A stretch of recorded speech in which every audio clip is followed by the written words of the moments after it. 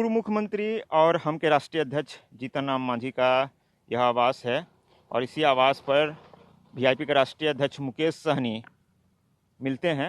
मंत्री भी हैं बिहार सरकार में और दोनों के बीच काफ़ी देर तक बातचीत होती है। ऐसे लॉकडाउन में किसी से मिल नहीं रहे हैं, उसके बावजूद यह मुलाकात होती है और काफ़ी देर तक बातचीत होती है और इसके कारण बिहार की राजनीतिक सरगर्मी बढ़ी हुई है।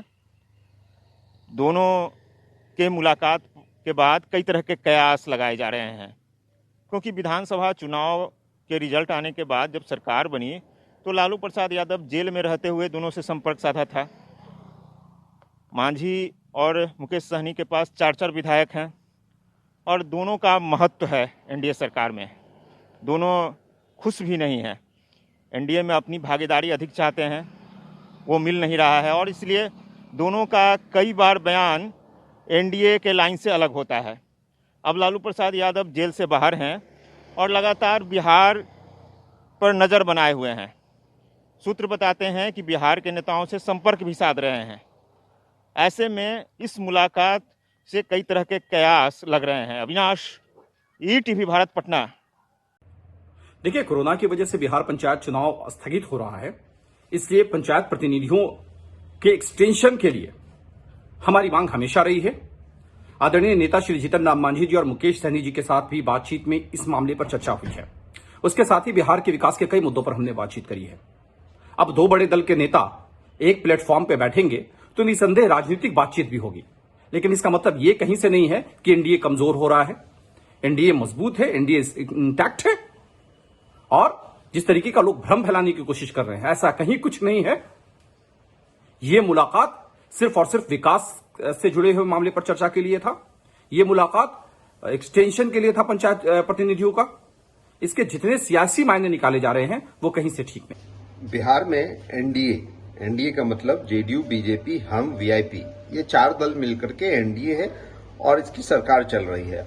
और मुझे लगता है कोई भी व्यक्ति, इन चारों दल के कोई भी कार्यकर्ता, नेता या शीर्ष नेतृत्व, कोई भी एक दूसरे से मिलने के लिए स्वतंत्र है। और अगर कोई मिलते हैं तो इसमें किसी तरह की राजनीति या कुछ पक रहा है या कुछ पक चुका है, इस तरह के कयास लगाना मेरे ख्याल से समय बर्बाद करना है। मांझी जी हों या मुकेश सहनी जी हों, हमारे एनडीए के पार्ट हैं और अगर वो मिल रहे हैं, आपस में हालचाल पूछ रहे हैं तो ये सामान्य सी बात है। मांझी जी और मुकेश सहनी जी का मिलना कोई आश्चर्यजनक नहीं है। हमारे गठबंधन के साथी हैं और हम लोग आपस में मिलते रहते हैं। मिल करके गठबंधन की मजबूती, राज्य के विकास के लिए बात करेंगे, अच्छे सुझाव देंगे, तो कोई आश्चर्यजनक बात नहीं है। और निश्चित रूप से मांझी जी, मुकेश सहनी जी को उचित सम्मान हमारे गठबंधन में मिल रहा है और उनका सलाह हमेशा माना जाता है। इसलिए वो जो भी आगे काम करेंगे गठबंधन की मजबूती के लिए, राज्य हित के विकास के लिए करेंगे। नीतीश कुमार जी के नेतृत्व में बहुत सफलतापूर्वक बिहार का विकास हो रहा है। हमारे आदरणीय प्रधानमंत्री नरेंद्र मोदी जी का आशीर्वाद बिहार को हमेशा मिल रहा है और निश्चित रूप से हम लोग मिलजुल कर, हमारा गठबंधन केंद्र सरकार की योजनाओं को पूरे बिहार में लागू करवाने का काम कर रहा है और नीतीश कुमार जी के नेतृत्व में निश्चित रूप से बिहार आगे भी काम करता रहेगा।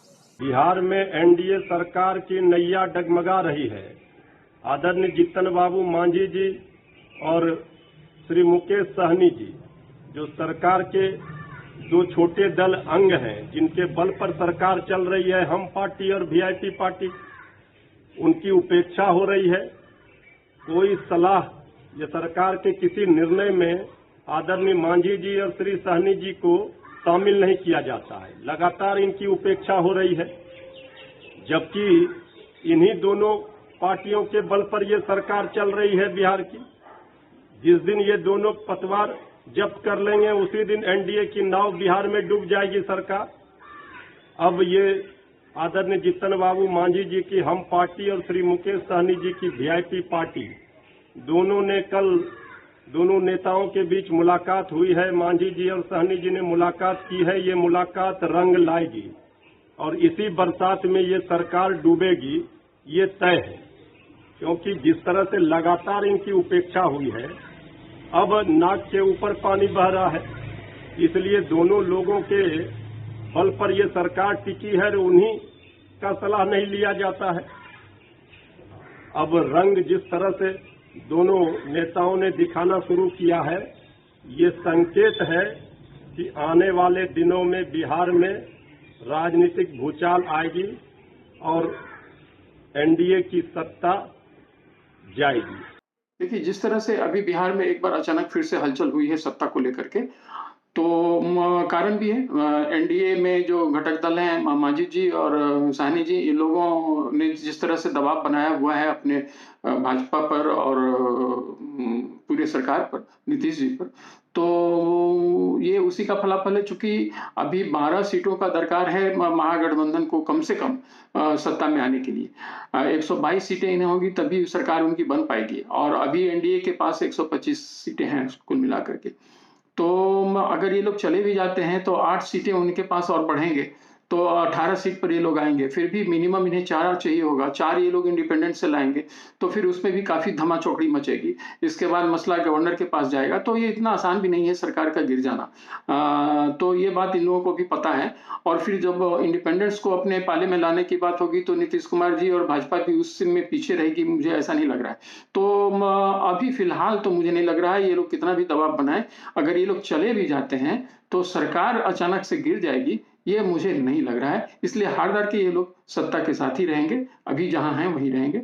बस यह एक चल रहा है, एक खेल हो रहा है, बस उससे ज्यादा मुझे कुछ खास नहीं दिख रहा है।